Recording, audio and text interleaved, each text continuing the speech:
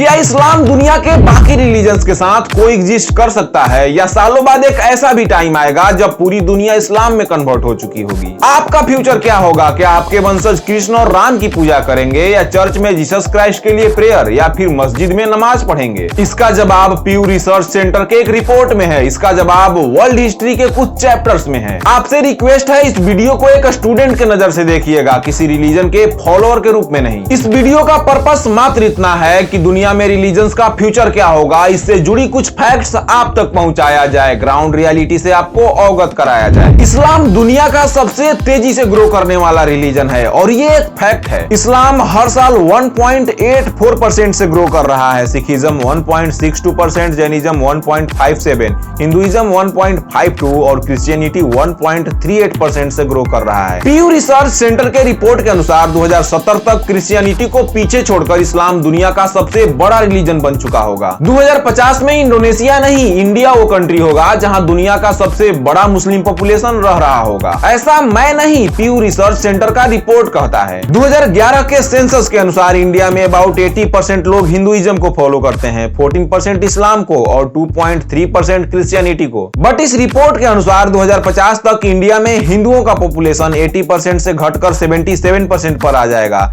और Muslim population 14% से बढ़कर 18% हो जाएगा। और इस्लाम का कुछ ऐसा हिस्ट्री भी रहा है कि अगर किसी कंट्री में इस्लाम की एंट्री हो गई तो फिर वहां कोई और रिलीजन सर्वाइव नहीं कर पाता। आज नहीं तो 500 साल बाद वहां इस्लाम डोमिनेट कर ही जाता है। अफगानिस्तान में कभी मेजॉरिटी ऑफ पॉपुलेशन बुद्धिस्ट और पारसी थे, बट आज वहां 99.7% पॉपुलेशन इस्लाम को फॉलो करता है। जहां कभी दुनिया का सबसे बड़ा बुद्धिस्ट पॉपुलेशन रहता था, आज अफगानिस्तान के किसी घर में एक बुद्ध की फोटो भी नहीं मिल सकती। अफगानिस्तान से बुद्धिज्म गायब हो चुका है। इंडोनेशिया में कभी हिंदुइज्म और बुद्धिज्म डोमिनेंट रिलीजन हुआ करते थे, बट आज वहां 86.7% पॉपुलेशन इस्लाम को फॉलो करता है। आज दुनिया में सबसे ज्यादा मुस्लिम पॉपुलेशन कहीं है तो वो इंडोनेशिया में है। दुनिया के अबाउट 13% मुस्लिम इंडोनेशिया में रहते हैं। इस्लाम से जुड़े इन फैक्ट्स को देखकर तो यही लगता है कि इस्लाम किसी भी कंट्री में कोएग्जिस्ट नहीं करता। मींस दूसरे धर्म इस्लाम के साथ सर्वाइव नहीं कर पाते। आज नहीं तो 500 साल बाद इस्लाम डोमिनेट कर ही जाता है। आज से 500-600 साल बाद कौन कौन सी कंट्री इस्लामिक स्टेट बन चुकी होंगी, ऑब्वियसली बताना मुश्किल है। और कभी कभी तो इस्लाम को प्रमोट करने वाले लोग वायलेंस का सहारा लेने लगते हैं। आईसिस हो या तालिबान, जो खुद को सो कॉल्ड इस्लाम के प्रोटेक्टर बताते हैं, बट इनकी रियलिटी क्या है दुनिया के सामने एक्सपोज हो चुकी है। अफगानिस्तान में जिन औरतों को ये सप्रेस कर रहे हैं वो मुस्लिम ही हैं। काबुल एयरपोर्ट ब्लास्ट में जो घायल हुए, जो मारे गए, उनमें से ज्यादातर मुस्लिम्स ही हैं। सो रियल मायने में ये लोग इस्लाम के प्रोटेक्टर नहीं बल्कि दुश्मन हैं। इन्हीं की वजह से इस्लामोफोबिया बढ़ता है और बाकी मुस्लिम्स को भुगतना पड़ता है। लाइक अफगानिस्तान से सिर्फ बुद्धिस्ट पॉपुलेशन को खत्म ही नहीं किया गया बल्कि बचे कुचे बुद्धिस्ट हेरिटेज साइट्स को भी नष्ट कर दिया गया। दुनिया के सबसे बड़े बुद्ध की स्टेचूज में से 2 स्टेचूज अफगानिस्तान के बामियान वैली में मौजूद थी, जिसको तालिबान ने 2001 में बम से उड़ा दिया। ये मूर्तियां 600 AD के आसपास बनाई गई थी। ये स्टेचूज कितने बड़े थे, अगर इन स्टेचूज के हाइट का अंदाजा लगाना हो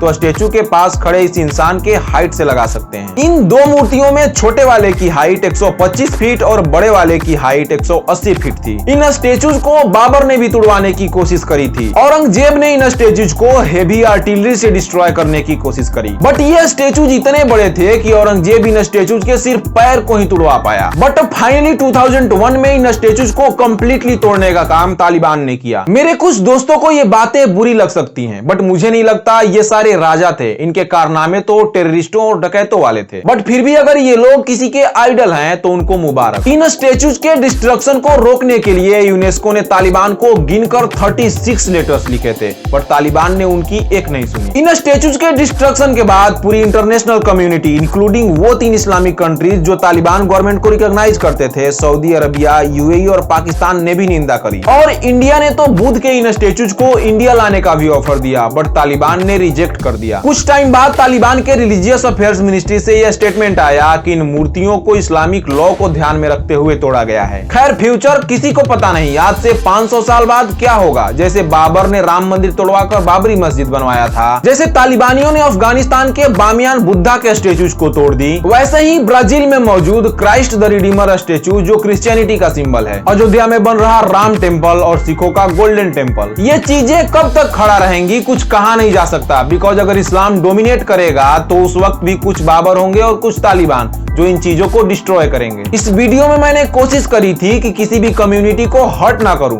बट अगर इस ट्रूथ से कोई हर्ट हुआ हो तो इन ट्रूथ्स और फैक्ट्स को इग्नोर करके वो अपना मन बहला सकता है। अगर आपको ये वीडियो पसंद आया हो तो इस वीडियो को लाइक कीजिए, और अगर ऐसे ही और वीडियोस में इंटरेस्टेड हैं तो मेरे YouTube चैनल को सब्सक्राइब कीजिए और बेल आइकन को प्रेस कीजिए।